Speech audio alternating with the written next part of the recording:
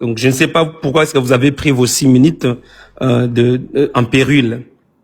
Moi, je pense que si on doit se reposer sur la question fondamentale qui oblige ces débats entre culture africaine et christianisme, quelle est la voie à suivre pour l'Africain? On saura proposer des réponses. Je ne vous ai pas encore entendu proposer la réponse. Je vous ai posé la question, si les Africains ne doivent pas prier Dieu, le Dieu qui est prêché par le chrétien, qui est-ce que les Africains devraient croire? Vous avez dit ici, ils doivent croire en Nzambi. C'est une réponse que vous donnez à tous les Africains. C'est pourquoi j'étais allé dans les détails pour dire que Nzambi, c'est en Congo, c'est dans ma langue. Au Congo même, les Baluba ne l'appellent pas Nzambi. Les Bangala ne l'appellent pas Nzambi. Lorsque ceux qui parlent le Swahili l'appellent Mungu, ils l'appellent pas Nzambi. Donc s'ils doivent tous appeler les dieux Nzambi, alors qu'ils ne l'appellent pas Nzambi, ça veut dire que ces gens-là ne seraient pas en contact avec Dieu. Et ça, c'est un problème de confusion. Je pense que vous entretenez très bien votre confusion au point que vous ne pouvez pas vous en débarrasser, même si je fais toutes ces démonstrations que je suis en train de faire ici. Je pense que pour répondre à la question ici, nous devons nous poser une sous-question. Quelle autorité est suprême? La culture ou la vérité révélée par Dieu? Moi, je pense que cette sous-question peut nous aider à répondre à cette question principale. C'est quoi la culture? C'est quoi la culture? Ce sont les us et coutumes d'un peuple. Chaque peuple, dans chaque coin du monde, il développe des us et coutumes qui sont différentes des uns des autres. Et donc, la vérité révélée par Dieu, c'est quoi? C'est que l'homme qui connaît que Dieu existe, parce que l'homme n'est pas un produit du hasard, l'homme a été créé, l'homme répond à l'au-delà, cet homme-là a reconnu ceux dont Dieu a envoyé pour les réconcilier avec lui, parce que la vérité est que l'homme s'est écarté des voies de Dieu. C'est ainsi que l'homme a commencé à se perdre. L'homme a commencé à faire des choses qui sont contraires à la voie de Dieu. Voici la nécessité du plan du salut. Vous voyez? Donc, quelle est donc l'autorité suprême? Mais l'autorité suprême, c'est celui qu'on appelle Dieu. Dieu, c'est en français. En Kikongo, Nzambi. Et dans chacune de langues que nous parlons, nous avons une manière de l'appeler. Mais la fonction de ces créateurs-là n'a pas changé, quelle que soit la langue à partir de laquelle vous l'appelez. Vous voyez? Alors, donc, maintenant, autant que nous sommes en train de vivre, l'humanité tout entière a été conditionnée à être réconciliée avec Dieu au travers de celui qui était venu au nom de Jésus-Christ, qui était Dieu lui-même, dans la chair humaine, en train de réconcilier le monde avec lui. Et donc, ces vérités sont contenues dans la Bible. Et puisque vous ne croyez même pas à cela, j'ai du mal à lire des versets bibliques ici pour soutenir l'argumentaire, parce que, au fait, on ne peut pas parler sans avoir un soubassement. Mon soubassement, c'est la Bible. Quel est donc votre soubassement? Vous allez me dire, votre soubassement, c'est le dire des ancêtres. Mais écoutez, nos ancêtres nous ont laissé des valeurs culturelles. Et nous allons aussi devenir des ancêtres de nos petits-fils. Et nos ancêtres vont devenir des aïeux et ainsi de suite. Et à chaque période de l'histoire du monde, les gens développent un certain nombre d'habitudes. Aujourd'hui, nous avons les réseaux sociaux. Nos ancêtres dont nous parlons ici n'avaient pas des réseaux sociaux. Et donc, lorsque les enfants des enfants vont venir après nous, est-ce que leur manière de se connecter avec Dieu sera basée sur les habitudes des réseaux sociaux que nous allons leur laisser? Dieu a un nom. Et il se révèle à chaque peuple avec un nom donné. Et sa fonction reste la même. Mais en ce qui concerne la réconciliation de l'homme avec lui, il avait décidé de venir lui-même dans un corps de chair qu'on appelle Jésus. On n'en dira pas assez. Depuis que nous avions commencé cet échange, messieurs Medusa, je ne vous ai pas encore entendu. Je ne sais pas qu'est-ce que vous véhiculez comme connaissance. Je ne sais pas qu'est-ce que vous véhiculez comme savoir. Je ne sais pas ce que vous véhiculez comme opposition. Je venais de vous dire ici que l'Africain, c'est même par mes connaissances que nous nous appelons Africains, Parce que Africa, ce n'est pas un nom qui est venu de nous. Un général européen, il a donné son nom, il a baptisé notre continent de son nom, et cela ne nous identifie pas comme tel. Mais nous, les peuples bantous, de ceux-là dont il s'agit, dans mon cas, nous connaissons Dieu par son nom, et lorsqu'il était venu dans un corps de chair, il a choisi de naître dans un corps qu'on appelle Jésus, et si vous retournez la carte d'Afrique, la carte du monde, vous allez découvrir que Jésus, Merci. je vais terminer mon dernier mot, Jésus n'était pas né au Moyen-Orient, Jésus est né dans l'Afrique centrale, je vais le démontrer après ma prochaine prise de parole. Ok, intéressant. Les amis, tapotez s'il vous plaît, on tapote, on tapote, on tapote. Alors, bah écoutez, on va passer quand même à une autre question. Après, vous pourrez justement rebondir. Donc, si vous voulez, hein, ben on continue toujours dans notre série de 6 minutes. D'accord.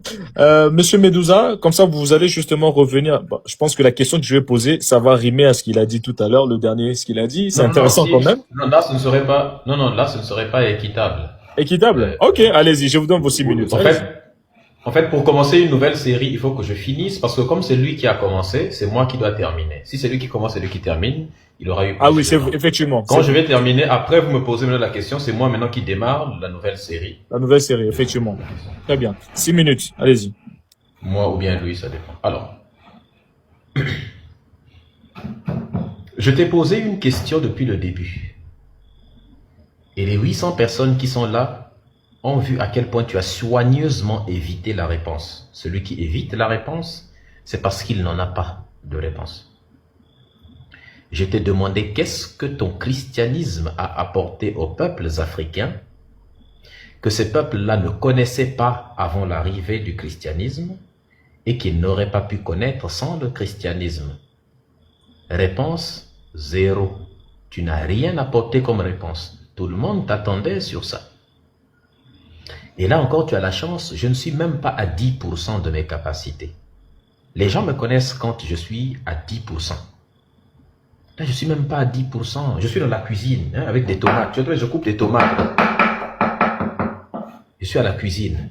En train de, vous sentez même le son est différent. Je suis dans la cuisine en train de préparer. Je coupe les oignons. Quand tu parles, je ris seulement en coupant les oignons. Parce que ce que tu racontes n'a pas de sens. J'ai même pas le besoin d'aller m'asseoir correctement pour préparer les dossiers, les documents, pour ouvrir la caméra, montrer les preuves. Ça va servir à quoi? Donc, je ne suis même pas à 10% de mes capacités. Maintenant, imagine si j'étais à 90% de mes capacités. Tu t'imagines un peu? Là, tu as la chance. À quel état on t'aurait retrouvé à la fin du live? Bon. Je vais répondre à la question du live finalement parce que bon, ce que tu as dit ne mérite pas d'être répondu. Entre la culture africaine et le christianisme, quelle est la voie à suivre pour l'Africain? Bon. Des peuples qui se respectent sur cette planète suivent la voie de leurs ancêtres. Oui, je ne suis pas à 10%, je dois être dans les 3%, un truc comme ça. Peut-être. Suivent toujours la voie de leurs ancêtres.